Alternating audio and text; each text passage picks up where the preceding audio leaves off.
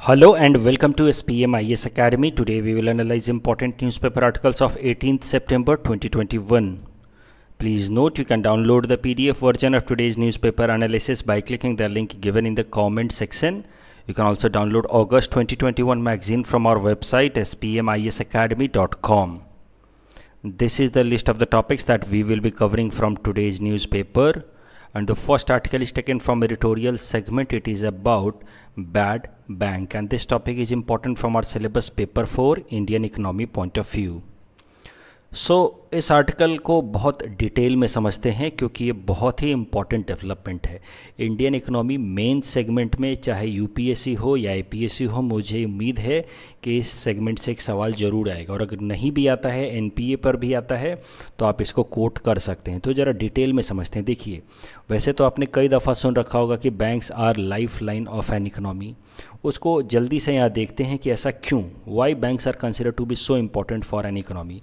देखिए, हमारे आपके जैसे कई सारे इंडिविजुअल्स हैं, हम अलग अलग इकोनॉमिक एक्टिविटीज़ में इंगेज होते हैं और कुछ इनकम जनरेट करते हैं। हमारी इनकम का एक हिस्सा हमारा खर्च हो जाता है in consumption of goods and services. अलग अलग चीज़ें हम खरीदते हैं और उसमें हमारा इनकम खर्च हो जाता है, लेकिन कुछ तो हम सेविंग्स भी करते हैं, कुछ पैसा तो हम बचाते भी हैं। ये सेविंग्स का पैसा हम क्या करते हैं? पुराने ज़माने में पिगी बैंक में रखा करते थे लोग, लेकिन जैसे जैसे इकोनॉमी मॉडर्न होती जा रही है, ये सेविंग्स का पैसा हम लोग अलग अलग फाइनेंशियल सिस्टम में डालते हैं। फाइनेंशियल सिस्टम के कई सारे एग्जांपल हैं, जैसे बैंक्स हो गया, एनबीएफसीज हो गए, या फिर शेयर मार्केट हो गया, बॉन्ड मार्केट हो गया, या फिर गवर्नमेंट की जो स्मॉल सेविंग स्कीम्स हैं कई सारी, जैसे किसान विकास पत्र या पब्लिक प्रोविडेंट फंड, उसमें डालते हैं। तो कहीं ना कहीं हम अपने सेविंग्स का पैसा बैंक्स में एफडी वगैरह इस अलग अलग जगहों पे डाल देते हैं। इससे होता क्या है कि हमें हमारा पैसा थोड़ा बहुत बढ़ता रहता है, हमें इंटरेस्ट मिलता रहता है। लेकिन ये जो काम हम करते हैं, पैसा जो हम बैंकिंग सिस्टम में या अलग अलग फाइनेंशियल सिस्टम में डालते हैं, ये इकोनॉमी के लिए बहुत ही इंपॉर्टेंट एक्टिविटी है। It is like heart of the economy. जैसे हमारे बॉडी के अंदर हार्ट ब्लड को सर्कुलेट करता है, वैसे ही देखिए यहाँ पे होगा क्या। हम जो सब लोग पैसा डालते हैं, ये एक या दो लोगों की बात नहीं है, लाखों करोड़ों लोगों की बात है। तो सबका पैसा जब सेविंग्स यहाँ से आगे जाता है, बैंक फाइनेंशियल सिस्टम में जाता है, तो वो ह्यूज अमाउंट ऑफ मनी वो फिर क्या करता है, ये फाइनेंशियल सिस्टम आगे बिजनेस हाउसेस को लोन पे देता है। जो भी कंपनियाँ हैं, जैसे रिलायंस, टाटा, या छोटी से छोटी कंपनी, बड़ी से बड़ी कंपनी, सबको ये आगे लोन पास करता है, फंड पास करता है। इस फंड का ये लोग क्या करेंगे, इस फंड को लेकर के ये लोग नई नई फैक्ट्री लगाएंगे, नई नई इंडस्ट्री लगाएंगे। नई इंडस्ट्री से होगा क्या कि हमारे आपके जैसे लोगों को और ज़्यादा एम्प्लॉयमेंट अपॉर्चुनिटीज़ क्रिएट होंगी, और जब और एम्प्लॉयमेंट अपॉर्चुनिटीज़ हमारे लिए क्रिएट होंगी तो हमारा इनकम और बढ़ेगा, और साथ ही साथ नई फैक्ट्रियाँ लगने से गुड्स एंड सर्विसेज का प्रोडक्शन बढ़ेगा। गुड्स एंड सर्विसेज का जब प्रोडक्शन बढ़ेगा तो हमारे लिए कंजम्पशन के लिए ज़्यादा से ज़्यादा गुड्स एंड सर्विसेज होंगे। गुड्स एंड सर्विसेज का जब प्रोडक्शन बढ़ेगा तो नेचुरली हमारी ग्रोथ रेट बढ़ेगी, जीडीपी की साइज़ बढ़ेगी। तो ये आप समझिए कि ये पूरा का पूरा इकोनॉमी है। इकोनॉमी एक लिविंग इंसान की तरह, लिविंग ऑर्गेनिक बॉडी की तरह होता है। हर चीज़ एक दूसरे से इंटर रिलेटेड है, और जैसे लिविंग बॉडी के अंदर हार्ट होता है, वैसे ही यहाँ फाइनेंशियल सिस्टम है। हार्ट कैसे ब्लड को सर्कुलेट कराता है, वैसे ही ये फाइनेंशियल सिस्टम मनी को सर्कुलेट कराता है, और जिसकी मदद से पूरी इकोनॉमी चलते रहती है in an organic manner, interconnected manner. अब अगर मान लीजिए, ये फाइनेंशियल सिस्टम तो मैंने आपको बताया कि बहुत इंपॉर्टेंट है, ठीक है, ये हार्ट की तरह काम करते हैं। और फाइनेंशियल सिस्टम के अंदर भी बैंक्स जो हैं one of the most important financial sector है, क्योंकि बैंक्स में ज़्यादातर आदमी क्या करता है, उसको कुछ समझ नहीं आता तो बैंक में एफडी कर देता है, तो most of the money goes in the form of FD. अब सोचिए ज़रा कि अगर बैंक्स फेल होने लगे, किसी भी कारण से बैंक्स डूबने लगे, तो लोग क्या करेंगे? अपना पैसा फिर अलग अलग सेक्टर्स में डालेंगे। जैसे गोल्ड खरीदना शुरू कर देंगे, बिल्डिंग्स, घर, रियल एस्टेट, ज़मीन खरीदना शुरू कर देंगे। अब गोल्ड या रियल एस्टेट में अगर वो आदमी पैसा लगाता है, एक इंसान, तो इसको तो फ़ायदा हो सकता है। जैसे आप और हम गोल्ड खरीदते हैं, रियल एस्टेट खरीदते हैं, तो हमारा ओवरऑल वर्थ तो बढ़ सकता है अगर गोल्ड का वैल्यू बढ़ जाए या ज़मीन की दाम बढ़ जाए तो। लेकिन इकोनॉमी का ये जो इम्पॉर्टेंट एस्पेक्ट है, फंड मोबिलाइजेशन, वो रुक जाएगा, और फिर इकोनॉमी धीरे धीरे कोलैप्स होने लगेगी। बिकॉज दिस इन्वेस्टमेंट, गोल्ड या रियल स्टेट में investment is productive for us but it is not productive for the economy, and that is why it is said that banks are lifeline of economy. Banks अच्छे से function करे और banks में लोगों का confidence बना रहे, तभी जाकर के इकोनॉमी अच्छे से परफॉर्म करेगी, तभी जाकर के लोग अपना पैसा बैंक में डालेंगे। और बैंक का अच्छे से परफॉर्म करने का क्या मतलब है कि बैंक्स अपने कस्टमर को टाइम टू टाइम उनका जो भी इंटरेस्ट बनता है वो टाइमली चुकाया करे। तो ये इम्पॉर्टेंट अब रोल है बैंकिंग सिस्टम का in an economy, and that is what is known as lifeline of an economy. Banks के बिजनेस के बारे में थोड़ा और समझते हैं अगर हम इस आर्टिकल को समझना है तो। देखिए, जो लोग भी पैसा जमा करते हैं बैंक के अंदर, डिपॉजिट करते हैं, वो बैंक के लिए वो पैसा लाइबिलिटी होता है, क्योंकि उस पैसे को आज नहीं तो कल बैंक को वापस से चुकाना है इस इंसान को। The bank is liable to pay this money back to this person who has deposited this money. और इस डिपॉजिट पे जो बैंक इंटरेस्ट रेट ऑफर करता है उसको कहते हैं डिपॉजिट रेट। बैंक जो ये पैसा लोगों से डिपॉजिट लेकर के आगे लोगों को पास करता है जो loan, it is asset for the bank. Asset इसलिए क्योंकि इस पे बैंक की कमाई होती है, बैंक को इस पे इंटरेस्ट मिलता है। जो इंटरेस्ट बैंक को इस आगे लोन पास करने पे मिलता है उसको कहा जाता है लेंडिंग रेट। और जो लेंडिंग रेट और डिपॉजिट रेट के बीच का डिफरेंस है इंटरेस्ट स्प्रेड जिसको कहते हैं, that is the main profit of the bank. इसीलिए बैंक अपना बिजनेस रन करता है इसी पर्पज़ से। तो जो लोन लिया बैंक ने, जो डिपॉजिट लिया बैंक ने, दैट इज़ लाइबिलिटी। जो आगे लोन पास किया that is asset of the bank. अब ये बिज़नेस तो काफ़ी सिंपल और अच्छा लग रहा है देख करके कि भाई लोगों से लोन लो, यानी डिपॉजिट लो 5% पे और आगे लोगों को लोन दे दो 10% पे और 5% इंटरेस्ट मुनाफा कमा लो, सीधा सीधा। So this whole business model appears to be simple but it becomes complex, difficult अगर ये इंसान जिसने लोन लिया है, या ये कंपनी भी हो सकती है, कोई इंसान हो सकता है, कंपनी हो सकती है, अगर इसने लोन का पैसा नहीं चुकाया तो फिर प्रॉब्लम शुरू होगा। आपने इस इंसान से 10 लाख रुपए डिपॉजिट ले लिए, ऑफ़र किया कि ठीक है मैं आपको 5% इंटरेस्ट दूंगा, और ये 10 लाख रुपए आपने इसको दे दिए 10% इंटरेस्ट रेट पे। आप सोच रहे हैं कि मुझे 5% का मुनाफा हो जाएगा, और ये इंसान किसी कारण से बैंकरप्ट हो गया, तो अब आप क्या करेंगे आप? क्योंकि वो पैसा तो वापस मिलने वाला है नहीं, लेकिन इसको तो पैसा देना ही है। अगर आप इसको, ये बैंक इस इंसान को पैसा नहीं देती है, उसी को कहा जाता है collapse of the banking system. तो ये एक बड़ा प्रॉब्लम है। The problem is the scenario rises when the bank finds a huge loan being not repaid. जो लोन बैंक ने आगे पास किया अगर रिपे ना हो तो फिर प्रॉब्लम शुरू होती है, और इसी लोन को कहा जाता है बैड लोन। जो बैंक ने आगे लोन दिया है लोगों को, अगर वो लोन वापस ना आए तो such loans are known as bad loans या फिर नॉन परफॉर्मिंग एसेट्स। एसेट तो है, लोन तो आपने दिया है लेकिन उस पर इंटरेस्ट नहीं आ रहा है, तो it becomes non performing assets. और अगर बैड लोन बहुत ज़्यादा बढ़ जाए बैंक के ऊपर तो नेचुरली बैंक के ऊपर स्ट्रेस बढ़ना शुरू हो जाएगा, और जब बैंक के ऊपर बहुत ज़्यादा स्ट्रेस होगा तो बैंक कोलैप्स भी कर सकता है। एक वक्त ऐसा भी आ सकता है जब बैंक कहे कि सर, इस इंसान को कि सर मेरे पास पैसा नहीं है, मैं आपको नहीं चुका सकता हूँ। That scenario will be collapsing of the bank. और फिर लोग क्या करेंगे, लोगों का बैंकिंग सिस्टम पे से कॉन्फिडेंस खत्म हो जाएगा, तो लोग फिर कहेंगे यार बैंक में पैसा नहीं डालते हैं, गोल्ड खरीद लेते हैं, घर खरीद लेते हैं, और इससे इकोनॉमी को नुकसान होने लगेगा। और ये सिनेरियो हाल फिलहाल में देखने को मिल रहा है इंडिया के अंदर। इंडिया के अंदर जो कॉमर्शियल बैंक्स हैं उनकी एनपीए यानी कि बैड लोन्स लगातार बढ़ रही है। ये ग्राफ आप देख सकते हैं, 2016 ऑनवर्ड 2016 ऑनवर्ड्स बैंक्स की एनपीए लगातार बढ़ी है। सारे बैंक्स की बढ़ी है, लेकिन उसमें भी जो पब्लिक सेक्टर बैंक्स हैं यानी कि जो सरकारी बैंक्स हैं उनकी एनपीए ज़्यादा बढ़ी है, उनका share in overall NPA is higher. और इसके पीछे एक मेन कारण हो सकता है 2016 के से एनपीए का राइज करने के पीछे एक मेन कारण हो सकता है कि जो हमारे आरबीआई के गवर्नर थे रघुराम राजन साहब, उन्होंने स्ट्रिक्ट पॉलिसी अपनाई थी कि बैंक्स को अपना पूरा का पूरा बैलेंस शीट ट्रांसपेरेंट तरीके से आरबीआई को बताना पड़ेगा। तो जब प्रॉपर ऑडिटिंग चालू हुई, प्रॉपर ट्रांसपेरेंट तरीके से आरबीआई ने रिपोर्ट लेना शुरू किया, तब पता चला कि अच्छा तुम्हारे ऊपर तो इतना सारा लोन तुमने पास कर रखा है जिसकी कोई ना रिकवरी हो रही है, ना इंटरेस्ट आ रहा है, that means this amount of high NPA. तो कहीं ना कहीं ये एनपीए 2008-9 से ही बनना शुरू हो गया था। जब से इकोनॉमिक स्लोडाउन आई थी हमारी इकोनॉमी में 2008-9-10, तभी से एनपीए बढ़ना शुरू हो गया था। लेकिन ये एनपीए दिखना शुरू हुआ 2016 onwards when Raghuram Rajan during his tenure, और 2014 onwards you may say when Raghuram Rajan during his tenure asked banks to come up with a clean explanation regarding their balance sheet. तो अब बैंक्स का बहुत ज़्यादा एनपीए बढ़ चुका है, यानी कि बैंक्स के ऊपर इस तरह के कई सारे लोन हैं जिस पे ना इंटरेस्ट आ रहा है ना प्रिंसिपल अमाउंट आ रहा है, लेकिन लोगों को तो पैसा चुकाना है। तो मतलब banks are under huge stress, उसमें भी खासकर पब्लिक सेक्टर बैंक, सरकारी banks, they are under huge stress. और फिर अपने सरकारी बैंक्स को बचाने के लिए, पब्लिक सेक्टर बैंक्स को बचाने के लिए कॉन्सेप्ट लाया गया बैड बैंक का। तो क्या होता है बैड बैंक, वो ज़रा समझते हैं। देखिए, बैड बैंक वैसे नाम से थोड़ा सा मिसनोमर है, एक मिसलीडिंग टर्म है। बैड बैंक सुन के लगे कि ये बैंक है, लेकिन एक्चुअली ये बैंक है नहीं। ये एक तरह की एसेट रिकंस्ट्रक्शन कंपनी है जो बैंक्स को उनके बैड लोन से रिलीव कराएगा। इसको मैं समझाने के लिए थोड़ा एग्जांपल देता हूँ, फिर इसके टेक्निकलिटीज़ में एंटर करूँगा। मान लीजिए किसी इंसान को ह्यूमन बीइंग को ट्यूमर हो जाए बॉडी में। तो ट्यूमर हो जाए तो उसको डॉक्टर क्या करता है, काट के निकाल देता है, हटा देता है, ठीक है जी, सर्जरी करके हटा देता है।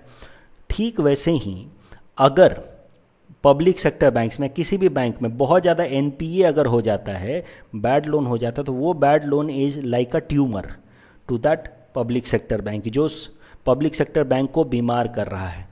तो उस ट्यूमर को काट के हटाना, उस पब्लिक सेक्टर बैंक से अलग करना ज़रूरी है। और यही ट्यूमर को काट के हटाने का काम करेगा बैड बैंक, जो एक्चुअली में बैंक है नहीं लेकिन एक एसेट रिकंस्ट्रक्शन कंपनी। तो ज़रा समझिए बैड बैंक काम कैसे करेगा, how exactly a bad bank will work. Let us see. मान लीजिए स्टेट बैंक ऑफ इंडिया है, इसका 100 करोड़ रुपया एनपीए बना हुआ है, मतलब इसने जिन लोगों को लोन दिया था वो 100 करोड़ रुपए ये वापस नहीं कर पा रहे, इनकी कंपनी डूब गई है, वापस नहीं कर पा रहे। ये पीएनबी है, इसने 60 करोड़ रुपए लोन दिए थे इन लोगों को, ये वापस नहीं कर पाए। तो this is NPA of PNB, this is NPA of state bank of India. अब सरकार ने क्या किया, सरकार कह रही है कि ठीक है हम एक बैड बैंक बनाएंगे XYZ, एक फाइनेंशियल कंपनी बनाएंगे, एक इंस्टीट्यूशन बनाएंगे XYZ। अब ये XYZ क्या करेगा कि स्टेट बैंक ऑफ इंडिया से कहेगा कि अच्छा एक काम करो, तुमने इन लोगों को 100 करोड़ लोन दिए हैं ना, ठीक है, तुम्हें तो कुछ नहीं मिल रहा है वापस, ये लोग तो कुछ भी पैसा नहीं दे रहे हैं, एक काम करो ये सारा का सारा जो लोन है तुम हमें बेच दो 80 करोड़ में, 80 करोड़ में बेच दो। तो स्टेट बैंक ऑफ इंडिया कहेगा ठीक है यार लाओ 80 करोड़ वापस करो, 20 करोड़ का लॉस झेल करके मैं ये पूरा बैलेंस शीट बंद कर देता हूँ। अब ये लोन बैड बैंक को बेचने का क्या मतलब हुआ कि अब ये लोग जो हैं, अब इनको पैसा स्टेट बैंक ऑफ इंडिया को नहीं चुकाना है, इनको पैसा बैड बैंक इस XYZ को चुकाना है, 100 करोड़ रुपये इसको चुकाने हैं। और XYZ जो है इसने 80 करोड़ रुपये स्टेट बैंक ऑफ इंडिया को दे दिए हैं। वैसे ही ये इस पंजाब नेशनल बैंक से थोड़े से सस्ते दाम पे, डिस्काउंटेड रेट पे इससे ये लोन खरीद सकता है। तो बैड लोन खरीदा जा रहा है। समझिए कि ये 100 करोड़ का ट्यूमर काट के हटा दिया, 60 करोड़ का ट्यूमर काट के हटा दिया थोड़े से सस्ते दाम पे। आपको 100 करोड़ मिल रहा था लेकिन इसने 80 करोड़ में खरीद लिया, 60 करोड़ मिल रहा था 50 करोड़ में खरीद लिया। अब ये XYZ कहेगा लाओ मेरे 60 करोड़, XYZ इसको कहेगा कि लाओ मेरे 100 करोड़ रुपए, क्योंकि अब तुम्हें SBI को नहीं मुझे चुकाना है क्योंकि मैंने ये लोन खरीदा है।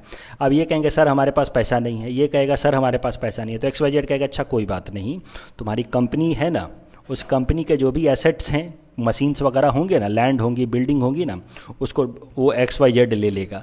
वैसे इनके कंपनी इनके एसेट्स को XYZ ले लेगा और उसको मार्केट में बेचेगा, ऑक्शन कराएगा और ऑक्शन करा के XYZ पैसे निकालेगा।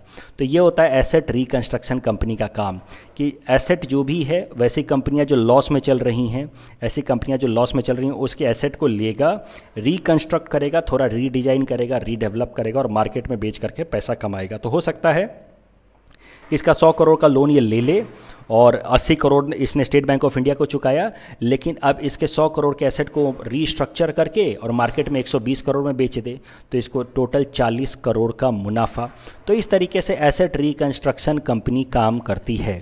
एक तरह का डॉक्टर का काम करती है, ट्यूमर को हटाती है, लेकिन डॉक्टर खाली ट्यूमर हटा के फेंक देता है, इसका काम थोड़ा आगे एक्स्ट्रा है, ये ट्यूमर को लेकर के मार्केट में बेचता है और पैसा कमाता है। I hope I am making that sense. Bad bank का बेनिफिट क्या है, इससे कैसा है कि बैंक्स का बैलेंस शीट क्लीन हो जाएगा, कॉमर्शियल बैंक्स का। एसेट रिकंस्ट्रक्शन कंपनियां देखिए उनको पता होता है कि कैसे कोई भी लॉस वाली कंपनी है उसको कैसे उसको रीस्ट्रक्चर करके मार्केट में उसको बेचा जाए। बैंक्स को नहीं पता होता कि कैसे लोन रिकवर किया जाए, लेकिन एसेट रिकंस्ट्रक्शन कंपनी को अच्छे से पता होता है कि कैसे लोन रिकवर किया जा सकता है। सो जो एक बैड बैंक है which is actually asset reconstruction company, it is specialised in asset reconstruction, उसको पता है। मान लीजिए कि कोई बिजनेस डूब रहा है तो बैंक्स को नहीं पता होगा कि इस बिजनेस के एसेट का मैं क्या करूं, लेकिन एसेट रिकंस्ट्रक्शन कंपनी इसी में स्पेशलाइज्ड होती है कि उस बिजनेस को लेगी, उसको रीस्ट्रक्चर करेगी और बेचेगी। इससे कैसा होगा, banks will be relieved from the burden of recovery of loans. Banks अपना बिजनेस पे फोकस कर सकती हैं, एसेट रिकंस्ट्रक्शन कंपनी अपना एसेट रिकंस्ट्रक्ट वगैरह करके और पैसा रिकवर कर लेगी। So that is the concept. अब बैड बैंक जो है, ये जो कॉन्सेप्ट है, it is not that India ये कॉन्सेप्ट इनोवेट किया इंडिया ने, ये कॉन्सेप्ट पहले भी कई सारे देशों में लाए जा चुके हैं। For example US based Mellon bank is consider to be the first bad bank in the world, brought in 1988। इस तरह के कई सारे देश हैं, US, Malaysia, Ireland, Nigeria, who have already brought bad bank concept including Sweden, France, Finland. तो bad bank का concept दुनिया के कई सारे देश पहले भी ला चुके हैं। वो बात अलग है कि हमारे जो फॉर्मर RBI गवर्नर हैं डॉक्टर रघुराम राजन, वो इस बैड बैंक के कॉन्सेप्ट को उन्होंने सीवियरली क्रिटिसाइज़ किया था in his book I do what I do. इन्होंने एक बुक लिखी थी I do what I do, उसमें उन्होंने कहा था कि बैड बैंक क्या है, एक पॉकेट से पैसा निकाल के दूसरे पॉकेट में आप डाल रहे हैं। अल्टीमेटली सरकारी बैंक्स पे ज़्यादातर लोन है, ठीक है, हमारे देश में सरकारी बैंक मतलब सरकार की कंपनी। अब अगर अभी क्या होता है, जब लोन बहुत ज़्यादा बढ़ जाता है तो सरकार पैसा दे देती है इन बैंक्स को कि ठीक है अपने लोन को थोड़ा मेकअप करो। अभी होगा क्या कि ये बैड बैंक्स अपना लोन दे रहे हैं एसेट रिकंस्ट्रक्शन कंपनी को, इसको दे रहे हैं, इसको दे रहे हैं, और एसेट रिकंस्ट्रक्शन कंपनी को भी तो सरकार ही पैसा दे रही है। अगर ये पैसा ना रिकवर कर पाए तो try to understand the criticality. जो रघुराम राजन साहब कह रहे हैं कि भाई इतना आसान नहीं है इस XYZ बैड बैंक के लिए भी, या इतना आसान नहीं है इस एसेट रिकंस्ट्रक्शन कंपनी के लिए भी कि 100 करोड़ का लोन इससे खरीदा और उसको 120 करोड़ में बेच दें। सुन के अच्छा लगता है कि हाँ 100 करोड़ में लिया 120 करोड़ में बेच दिया। इतना आसान होता तो यही लोग अपना बिजनेस नहीं चला देते और यही लोग 120 करोड़ में नहीं बेच देते और RBI state bank of India को 100 करोड़ नहीं दे देते। तो इतना आसान है नहीं। तो रघुराम राजन ने कहा कि ये बैड बैंक जो है ना, so called asset reconstruction company, ये यहाँ जाके फंसेंगे, ये बेच नहीं पाएंगे आगे हाइयर अमाउंट पे, ये रिकंस्ट्रक्ट नहीं कर पाएंगे और फिर सरकार को पैसा देना पड़ेगा। तो भाई सरकार पहले बैंक्स को पैसा दे रही थी, अब सरकार XYZ बैड बैंक को पैसा देगी, लेकिन एक जेब से पैसा निकाल के दूसरे जेब में रखने जैसा हो गया। सरकार का पैसा किसका पैसा है, टैक्स पेयर का पैसा, तो हमारा ही पैसा है। पहले स्टेट बैंक ऑफ इंडिया को डूब रही थी तो उसको दे रहे थे, PNB को डूब रही थी तो उसको दे रहे थे, अब हमारा पैसा जाएगा XYZ बैड बैंक के लिए, लेकिन कुछ खास फायदा होने वाला है नहीं। मतलब रघुराम राजन जी ने इस स्टेप पे क्वेश्चन उठाया कि भाई ये बैड बैंक कैसे किसी भी एसेट को, जो डूबता हुआ लॉस मेकिंग एसेट है, उसको मार्केट में थोड़ा बहुत रिस्ट्रक्चर करके और महंगा बेच देगा, ऐसा हो सकता है क्या? रघुराम राजन जी ने ये क्वेश्चन उठाया तो उन्होंने क्रिटिसाइज़ किया कि this concept is not going to work, it is just another layer, लेकिन कोई खास फ़ायदा होगा नहीं। बट फिर भी सरकार का ओपिनियन अलग था। सरकार के जो अलग अलग इकोनॉमिस्ट्स हैं, उनके इकोनॉमिक एडवाइज़र हैं सुब्बाराव जी वगैरह, अरविंद सुब्रमण्यम वगैरह, इन लोगों का सजेशन था कि बैड बैंक सेटअप किया जाए। और इसी कारण से सरकार ने इस साल के बजट में, हमारे फाइनेंस मिनिस्टर निर्मला सीतारमण जी ने 2021-22 के बजट में अनाउंस किया कि India will be setting up its first ever bad bank. हम अपना बैड बैंक पहली बार सेटअप करेंगे and government will infuse ₹30,600 crore as guarantee. तो सरकार इस नए बैड बैंक में 30,600 करोड़ रुपये लगाएगी। अब इंडिया का जो बैड बैंक होगा, it will be actually group of 2 institutions. पहला होगा national asset reconstruction company limited, दूसरा होगा India debt resolution company limited IDRCL। अब देखिए national asset reconstruction company limited, ये जो कंपनी है इसको जुलाई महीने में भारत सरकार ने अनाउंस किया था। ये जो कंपनी IDRCL, इसको 1-2 दिनों पहले भारत सरकार ने अनाउंस किया। तो मिला जुला करके अब ये 2 इंस्टीट्यूशंस मिल करके इंडिया के बैड बैंक कहे जाएंगे। अब जरा देखते हैं कि इंडिया के ये 2 जो बैड बैंक्स हैं, ये 2 इंस्टीट्यूशंस कैसे काम करेंगे। तो समझिए, मान लीजिए स्टेट बैंक ऑफ इंडिया, इसने किसी कंपनी XYZ को 150 करोड़ रुपए लोन दिए थे। अब ये XYZ पैसा नहीं चुका पा रहा है स्टेट बैंक ऑफ इंडिया को, ये लॉस में चल रहा है। ये कह रहा है सर मैं पैसा नहीं चुका सकता, यानी कि ये जो 150 करोड़ रुपए हैं ये स्टेट बैंक ऑफ इंडिया का बैड लोन या NPA बन चुका है। अब हमारी बैड बैंक बनी है 2 इंडिया की bad bank, NARCL and IDRCL। ये 2 इंस्टीट्यूशन मिलाकर के इंडिया की बैड बैंक है। अब ये देखिए कैसे काम करेंगे। अब ये NARCL क्या करेगा, स्टेट बैंक ऑफ इंडिया से ये जो लोन है 150 करोड़ का, वो थोड़े सस्ते दाम पे खरीद लेगा। ये जो सस्ते दाम पे खरीदा जाता है ना, इसको इकोनॉमी में कहा जाता है हेयर कट। मैं बहुत सारी चीज़ें बता रहा हूँ अपने स्टूडेंट्स को, जो नए बच्चे उनको तकलीफ़ हो सकती है, जो पुराने वो सब समझ रहे होंगे आई होप। तो 150 करोड़ का लोन है, उसको 100 करोड़ में खरीदा, तो इसको कहा जाएगा 33% का हेयर कट, यानी कि 50 करोड़ कम दे रहे हैं ना। 150 करोड़ में से 50 करोड़ तो स्टेट बैंक ऑफ इंडिया को यही लॉस हो गया। 150 करोड़ लोन दिया था, मिला 100 करोड़ वापस, तो 33% यानी कि 50 करोड़ का हेयर कट ले लिया स्टेट बैंक ऑफ इंडिया। चलिए हेयर कट को एक बार के लिए छोड़ दीजिए, उस पर बाद में बात करेंगे कभी किसी और न्यूज़पेपर एनालिसिस में। मुद्दा ये है कि ये XYZ पैसा नहीं लौटा पा रही थी 150 करोड़, तो ये जो पहली ऑर्गेनाइजेशन है इस बैड बैंक की, इसने यही लोन 150 करोड़ में खरीद लिया। तो अब ये कंपनी XYZ को अब स्टेट बैंक ऑफ इंडिया को पैसा नहीं वापस करना है, इसको पैसा वापस करना है NARCL को। लेकिन ये जो NARCL है, जितने में भी खरीदेगी उसका बस 15% पैसा इस बैंक को पे करेगी। यानी कि 100 करोड़ में खरीदा है स्टेट बैंक ऑफ इंडिया से, तो 15% मतलब 15 crore state bank of India को अभी के लिए देगी। हाल फिलहाल में स्टार्टिंग में इसको 15 करोड़ रुपया बस मिलेगा स्टेट बैंक ऑफ इंडिया को। बाकी का पैसा कैसे मिलेगा, बाकी का 85 करोड़ कैसे मिलेगा वो ज़रा देखते हैं। अब ये 15 करोड़ तो दे दिए, लेकिन ये कंपनी के 150 करोड़ के लोन अब इस बैड बैंक के नाम पे है। यानी कि अब ये बैड बैंक कहेगी कि चलो भाई अब तुम अपने एसेट निकालो, या तो हमें 150 करोड़ रुपए दो, और नहीं तो हम तुम्हारे एसेट बेचेंगे मार्केट में और उससे पैसा रिकवर करेंगे। तो या तो इसको 150 करोड़ रुपए दे देगा, नहीं तो ये जो कंपनी है IDRCL, ये इसके एसेट टेक ओवर कर लेगी कि ठीक है भाई, तुम्हारी ज़मीन, बिल्डिंग, प्रॉपर्टी जो है अब हम ले लेते हैं 150 करोड़ की, जिसके बदले में तुमने ये लोन लिया था, और ये एसेट, ये कंपनी XYZ के एसेट IDRCL ले लेगा और इसको लेकर के मार्केट में बेचेगा, और इसको थोड़ा बहुत रिकंस्ट्रक्ट करके, इसका नाम ही है रिकंस्ट्रक्शन कंपनी, तो ये रिकंस्ट्रक्ट करके थोड़ा बहुत डेवलप करके इसको हो सकता है मार्केट में 120 करोड़ में बेच दे। तो इससे होगा क्या कि टोटल इस इंडिया के बैड बैंक को 20 करोड़ का मुनाफा, क्योंकि 150 करोड़ लोन था, लेकिन इसको तो 100 करोड़ में ही मिला ना, स्टेट बैंक ऑफ इंडिया ने 100 करोड़ में दिया और मार्केट में हमने रिकंस्ट्रक्ट करके बेच दिया 120 करोड़ में, तो 20 करोड़ का मुनाफा। और स्टेट बैंक ऑफ इंडिया को अभी तक सिर्फ 15 करोड़ मिले थे, बाकी के 85 करोड़ अभी स्टेट बैंक ऑफ इंडिया को मिलने वाले थे बाद में। तो ये रिकंस्ट्रक्ट करके जो 120 करोड़ मिला, उसमें से 85 करोड़ रुपए, 85 करोड़ रुपए या IDRCL state bank of India को वापस कर देगा। इस तरह से स्टेट बैंक ऑफ इंडिया को भी 100 करोड़ उसके मिल गए। स्टेट बैंक ऑफ इंडिया को टोटल 50 करोड़ का नुकसान, लेकिन स्टेट बैंक ऑफ इंडिया कहेगा चलो जो भी है अच्छा है, पहले तो 150 करोड़ का लॉस हो रहा था, कुछ नहीं मिल रहा था, कुछ नहीं से कुछ ही सही 100 करोड़ मिल गया। इस तरीके से ये सब कुछ इंडिया का बैड बैंक काम करेगा। अब सबसे बड़ा सवाल ये उठता है जो रघुराम राजन साहब ने उठाया था कि ये काम अगर नहीं हो पाया तो क्या करोगे। ये मतलब ये जो इंडिया के बैड बैंक है, इस कंपनी XYZ के एसेट अगर महंगे दामों पे नहीं बेच पाई तो क्या होगा, क्या होगा। मतलब उन्होंने जो क्वेश्चन उठाया कि what if the asset does not get sold, अगर एसेट बिक ही ना पाया तो, या अगर बिका भी और सस्ते दाम पे बिका। मान लीजिए कि आप इस बैड बैंक ने खरीदा था 100 करोड़ में और ये 120 करोड़ में ना बिक करके 60 करोड़ में बिका, तो अब बैड बैंक को 40 करोड़ का नुकसान उठाना पड़ जाएगा। तो what if the asset is not sold और if it is sold at the lesser price as compared to the promise that bad bank had made to this commercial bank. उस case में सरकार आएगी।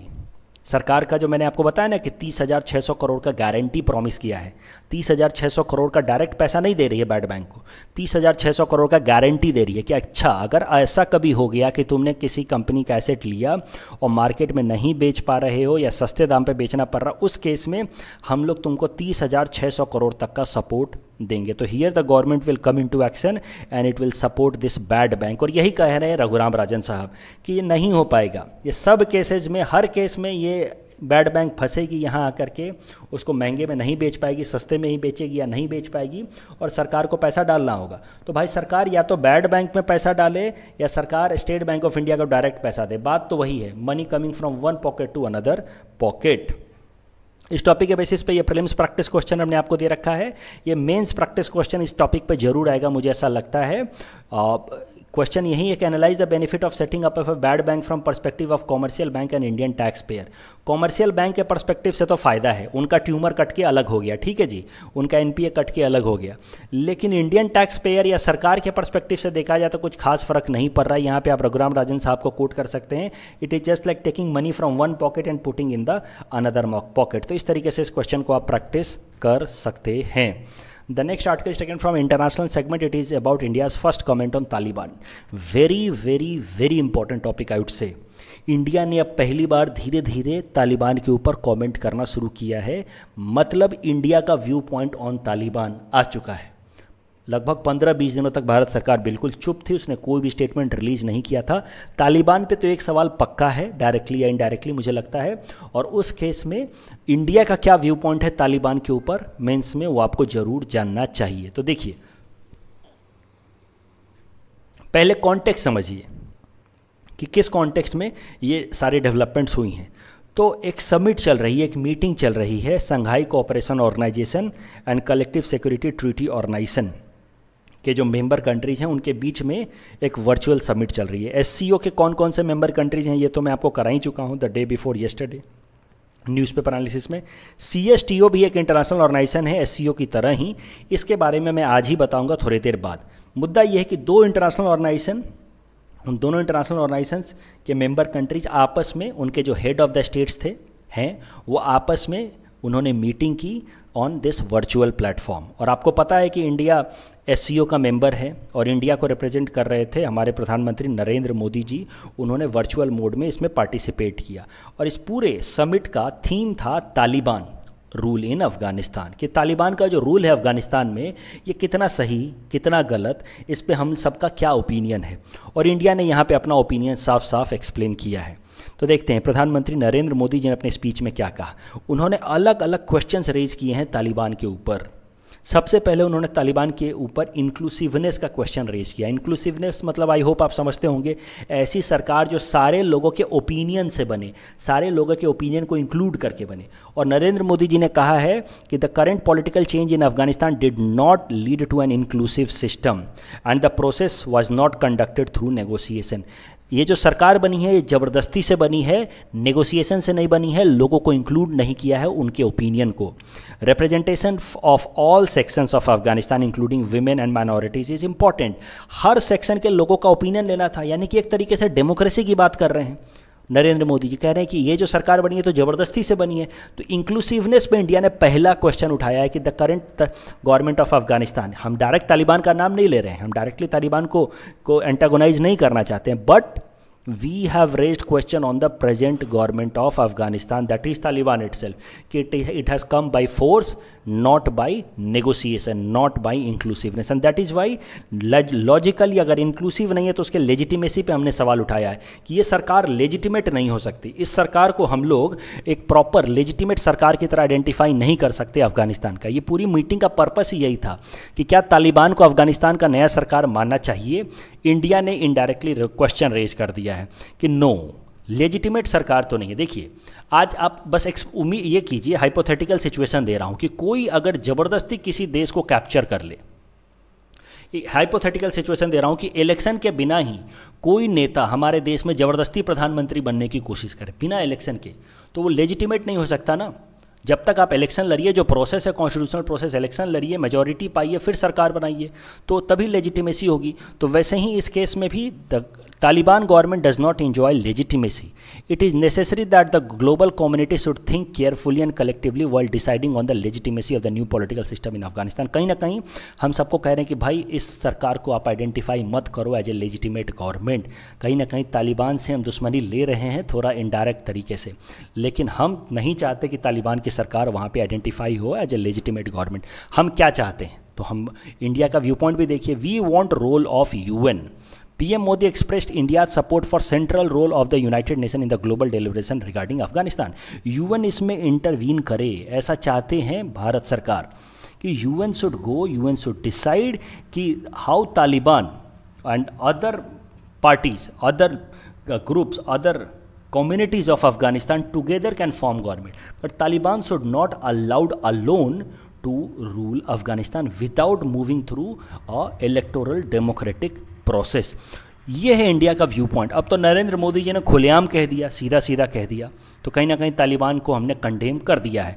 लेकिन इसी तरीके का व्यू पॉइंट हमारे external affairs minister S Jaishankar साहब ने भी एक्सप्रेस किया था जब इंडिया और ऑस्ट्रेलिया के 2+2 मिनिस्टीरियल मीट हुई थी। तब वहाँ पर उन्होंने यही कहा था कि that was India's first statement on Taliban, जब एस जयशंकर साहब ने रिलीज़ किया था। अब मोदी जी ने उसको वापस से रीअफर्म कर दिया है। उस टाइम में उन्होंने कहा था कि there is concern about inclusiveness, यानी कि लोगों का ओपिनियन नहीं लिया गया। तो अब ये जो टर्म है ना inclusiveness, lack of inclusiveness in Taliban and legitimacy, इसको हम रट लो। तालिबान पे सवाल आए, लिख देना India's opinion, India's stand on Taliban's rule in Afghanistan is that it lacks inclusiveness. ये जरूर लिखना है, खूब नंबर मिलेंगे, क्योंकि एग्जामिनर यही ढूंढ रहा होगा। इसको अंडरलाइन भी कर देना। Inclusiveness, legitimacy and role of UN, इसके ट्रायंगल भी बना सकते हो। जैसे डायग्राम बनाते हैं ना, मैप बनाते हैं मेंस में, तो इसका ट्रायंगल बना देना कि India's view point, inclusiveness, legitimacy and role of UN. अब जैसा कि मैंने आपको कहा था कि एससीओ के बारे में तो मैं बता चुका हूँ, सीएसटीओ के बारे में मैं बता दूंगा आज के इस न्यूज़पेपर एनालिसिस में। तो CSTO is a Russia led military alliance which includes 6 former Soviet Union states, यानी कि यूएसएसआर के states they are Armenia, Belarus, Kazakhstan, Kyrgyzstan, Russia Federation and Tajikistan. ये कलेक्टिव डिफेंस के ऊपर ये it was created in 2002 and this CSTO is based on the idea of collective defence. तो collective defence और collective security के बीच में political science option students को जरूर जानना चाहिए डिफरेंस। कलेक्टिव सिक्योरिटी का एग्जांपल है यूएनएससी, जहाँ पे दुनिया के सारे कंट्रीज मिल करके पूरे दुनिया के सिक्योरिटी या डिफेंस की बात करते हैं। कलेक्टिव डिफेंस में कैसा होता है कि some countries 5, 6, 7 countries together come in order to protect themselves from foreign attack. तो collective defence is regarding limited number of countries, collective security is when it is universal in nature. तो ये जो जैसे आपने नाटो का नाम जरूर सुन रखा होगा, ये यूरोपियन कंट्रीज़ का कलेक्टिव डिफेंस ऑर्गेनाइजेशन है। वैसे ही उसका काउंटर आर्गूमेंट सीएसटीओ है, जो यूएसएसआर, फॉर्मर यूएसएसआर कंट्रीज़ का कलेक्टिव डिफेंस ऑर्गेनाइजेशन है। इस टॉपिक के बेसिस पे ये प्रैक्टिस क्वेश्चन हमने आपको दे रखा है। Please attempt this question and you can submit the answer in the comment section. The next article is taken from economic segment. It is about 45th GST Council meet. This topic is again important from our syllabus paper 4 Indian economy point of view. जिन students ने इस बार का APSC prelims दिया, उनकी ज़िंदगी का सबसे बड़ा सवाल है ये GST काउंसिल क्या है, स्टैट्यूटरी है, कॉन्स्टिट्यूशनल है, कौन उसके चेयरमैन है। तो ठीक है, देखिए वो सवाल गलत था या क्या था। मतलब एक बात तो तय है कि GST council is chaired by finance minister, right. तो और इट्स कॉन्स्टिट्यूशनल बॉडी ऑल्सो। देखते हैं क्या जवाब मिलता है, कैसे नंबर मिलते हैं उस पर। देखते हैं GST काउंसिल के बारे में पहले देखते हैं, फिर आगे चलेंगे। GST all you know is a new tax regime for indirect taxes. नया टैक्स रिजाइम है that was brought as a result of 101st amendment act to the constitution in 2016 and it led to setting up of this GST council. तो in that way GST council becomes a constitutional body under article 279(1). GST council के बारे में थोड़ा और समझ लेते हैं। इसकी कोरम है 1/2, मतलब कम से कम 1/2 मेंबर होने चाहिए, 50% मेंबर होना चाहिए, तभी जाकर के GST काउंसिल की मीटिंग होगी। GST काउंसिल के बारे में मैंने आपको पहले भी बताया था। Chairman union finance minister, other member from the centre. तो सेंटर से एक और मेंबर होते हैं, that is minister of state of finance, जो अनुराग ठाकुर हैं आई बिलीव, वो मेंबर हैं। वो GST काउंसिल के वो भी मेंबर होंगे। उसके अलावा जो स्टेट फाइनेंस मिनिस्टर्स होते हैं, they are member of GST council. और स्टेट फाइनेंस मिनिस्टर्स में से एक स्टेट फाइनेंस मिनिस्टर को GST काउंसिल का वाइस चेयरमैन बना दिया जाता है। तो टाइम टू टाइम जैसे कभी बिहार के स्टेट फाइनेंस मिनिस्टर को GST काउंसिल का वाइस चेयरमैन बना दिया गया, तो कभी उत्तर प्रदेश के स्टेट फाइनेंस मिनिस्टर को वहाँ का GST काउंसिल का वाइस चेयरमैन बना दिया गया। ऐसे किया जाता है। GST काउंसिल का काम क्या है ज़रा समझिए। मेन डिसीजन मेकिंग बॉडी है। कौन कौन से चीज़ों पे कितना टैक्स लगेगा, आपको पता है ना कि GST में अलग अलग स्लैब्स हैं, 0%, 5%, 12%, 18%, 28%। तो कौन कौन सी चीज़ों पे कितना टैक्स लगेगा, कौन कौन सी चीज़ें एग्जेम्प्टेड होंगी, कौन कौन सी चीज़ें GST से बाहर होंगी, ये सारे फैसले GST काउंसिल लेती है। और ये जो फैसले लेती है GST काउंसिल, वो वोटिंग के बेसिस पे लेती है। तो वोटिंग होता है प्रॉपर। और वोटिंग में कैसा होता है कि जो सेंट्रल गवर्नमेंट है, सेंट्रल गवर्नमेंट के जो रिप्रेजेंटेटिव्स हैं, जैसे यूनियन फाइनेंस मिनिस्टर, अगर वो एक वोट करेंगे तो उस वोट की परसेंटेज वैल्यू होगी या वेटेज होगी 33.33%।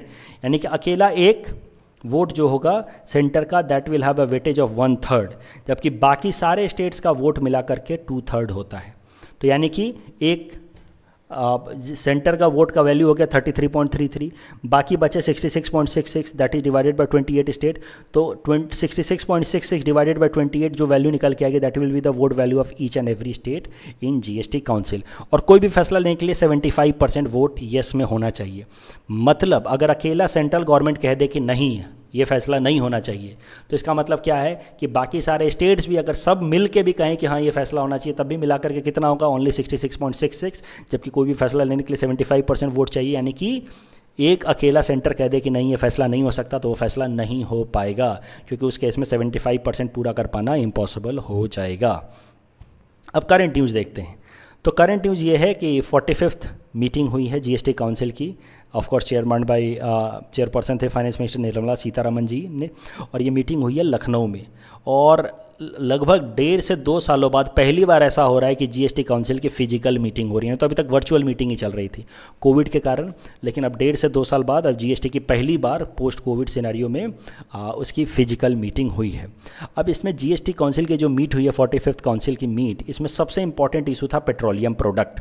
तो पेट्रोलियम प्रोडक्ट की एनालिसिस आपको थोड़ी बहुत अगर याद हो, पहले भी मैं 3-4 दफ़ा करा चुका हूँ, तो आपको याद आ रहा हो कि पेट्रोलियम प्रोडक्ट्स का प्राइस रिकॉर्ड हाई चल रहा है। 100 रुपये लीटर मिल रहे हैं पेट्रोल डीजल, राइट। हमारे असम में थोड़ा कम है, लेकिन बाकी स्टेट्स में तो 100 भी पार कर चुका है। अब अलग अलग स्टेट्स में अलग अलग प्राइस क्यों है पेट्रोल डीजल का, और क्यों इतना हाई हो गया पेट्रोल डीजल का प्राइस, उसके पीछे की एनालिसिस भी मैंने आपको बताई थी, थोड़ा रिवाइज करा देता हूँ। मेन कारण क्या है कि पेट्रोल और डीजल यानी कि और बाकी सारे पेट्रोलियम प्रोडक्ट्स भी they are not included under GST.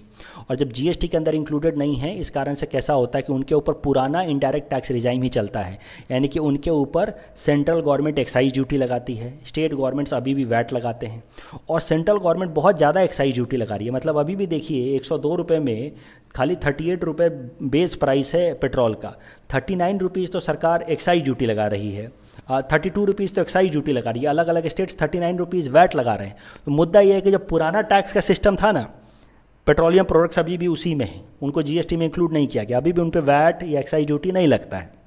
I am so sorry, अभी उन पे जीएसटी नहीं लगता, अभी भी उन पे वैट एक्साइज ड्यूटी लगता है। और सेंटर और स्टेट गवर्नमेंट्स बेहिसाब एक्साइज ड्यूटी और वैट लगा रहे हैं। सेंट्रल गवर्नमेंट एक्साइज लगाती है, स्टेट गवर्नमेंट वैट लगाते हैं। और चूंकि अभी भी ये जीएसटी में नहीं है, इसीलिए अलग अलग स्टेट्स में अलग अलग प्राइस है ये पेट्रोल और डीजल का। तो हुआ क्या कि पेट्रोल डीजल का प्राइस बहुत ज़्यादा चल रहा है। इसी कारण से हाल फिलहाल में केरला हाई कोर्ट ने कहा कि जो अगली जीएसटी काउंसिल की मीट होगी उसमें इस मुद्दे पर डिस्कशन किया जाए कि पेट्रोलियम प्रोडक्ट्स को जीएसटी में क्यों इंक्लूड नहीं किया गया है। ये केरला हाई कोर्ट ने ऑर्डर दे दिया कि भाई इस पे फैसला होना ही चाहिए, प्लीज़ डिस्कस दिस। क्योंकि एक बार जब जीएसटी में इंक्लूड हो जाएगा पेट्रोल डीजल, तब फिर स्टेट और सेंटर गवर्नमेंट्स अपने हिसाब से एक्साइज ड्यूटी और वैट चेंज नहीं कर पाएंगे। तो नेचुरली टैक्स कम हो जाएगा पेट्रोलियम प्रोडक्ट्स पे, और नेचुरली पेट्रोल डीजल के दाम कम हो जाएंगे। तो ये था केरला हाई कोर्ट का ऑर्डर कि please discuss this matter. GST council में केरला हाई कोर्ट के इस ऑर्डर के बाद जीएसटी काउंसिल में ये मैटर डिस्कस हुआ, और जीएसटी काउंसिल में इस पूरे मैटर को डिस्कस करने के बाद ये फैसला हुआ कि the GST council does not want petroleum products to be included under GST by now. अभी हम लोग रेडी नहीं हैं। सिर्फ निर्मला सीतारमण जी ने यह भी कहा कि मैं यानी कि सरकार केरला हाई कोर्ट को जवाब दे देगी। We will report back to the Kerala high court about the discussion and we will say that this is not the right time to bring petroleum products under GST. भाई अगर जीएसटी में ला दोगे petroleum product तो excise duty और VAT मिलना बंद हो जाएगा।